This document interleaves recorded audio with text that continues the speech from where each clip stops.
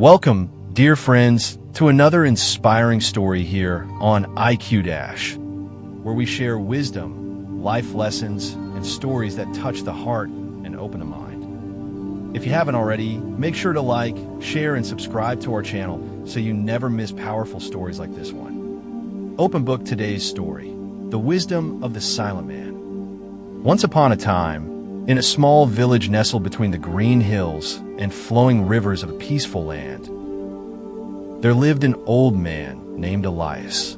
He was not rich, nor did he hold any official position. Yet, people from far and near would come to seek his advice. They called him Elias the Silent because he rarely spoke. When he did speak, his words were few, but filled with such wisdom that even the village elders listened carefully. Elias lived in a small wooden house near the edge of the forest. Every morning he would rise before the sun, fetch water from the stream, tend his small garden, and then sit under the big fig tree outside his house. Children would run past him, merchants would greet him, and travelers would nod in respect. Elias would simply smile and return his thoughts. One day, a proud young man arrived. One morning, as the village roosters crowed and mist rose from the ground, a stranger arrived. He was a young man, well-dressed and confident, riding a fine horse. He stopped in the center of the village and called out loudly, "Where is this man they call Elias? I have come to ask him a question." A few villagers pointed toward the fig tree. The young man rode over, dismounted, and stood before Elias. "Old man," he said, "I hear you are wise. I have studied in the greatest schools. I have read many books. I have spoken with kings. But still, there is one question I cannot answer. If you are truly wise, answer me this. What is the meaning of life?" Elias looked up, said nothing for a long while, and then gestured for the young man to sit. After several minutes of silence, Elias finally spoke.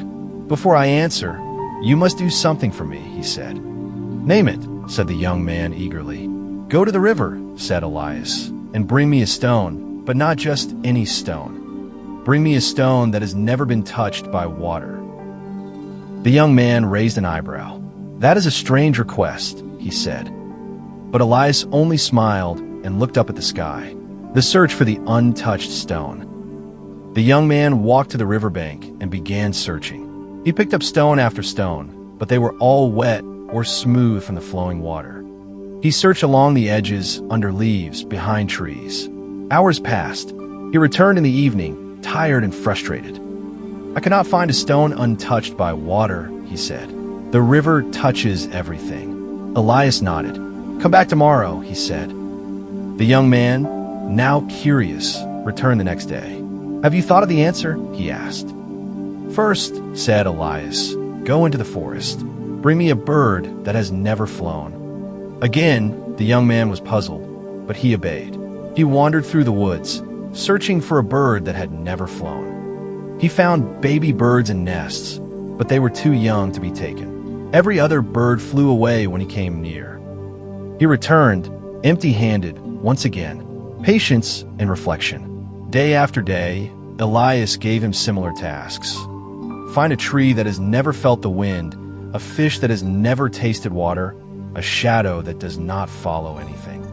Each day, the young man came back with nothing. But each day, he began to understand a little more. He started to see that life touches everything, that nothing is truly separate or untouched by the world around it. On the seventh day, Elias said, "Now, what is it you wanted to know?" The young man smiled. "I wanted to know the meaning of life," he said, "but I think I am beginning to understand." Elias nodded slowly. "And what have you learned?" "That life is not something that can be separated into small pieces," said the young man. "It is not a puzzle with one missing piece. It is not just study or power or comfort. Life is the river, the wind, the flight, the touch. It is everything connected, moving, alive." The old man smiled for the first time in days. "You have found your answer," he said. A final lesson. The young man stayed in the village for some time after that. He helped the villagers repair roofs, plant trees, and teach the children. He no longer spoke proudly of what he had studied or whom he had met. Instead, he listened more. He watched. He learned.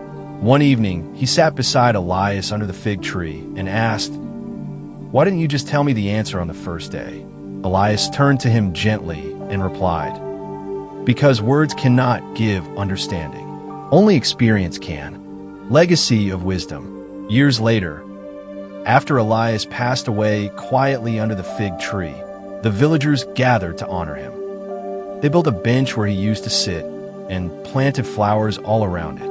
The young man, now older himself, took his place on the bench every morning. People still came from far and near to ask questions. And sometimes he would give them a task, just like Elias did for him. And so, the wisdom of the silent man lived on. Not in books or speeches, but in the hearts of those who learned to seek, to wait, and to listen.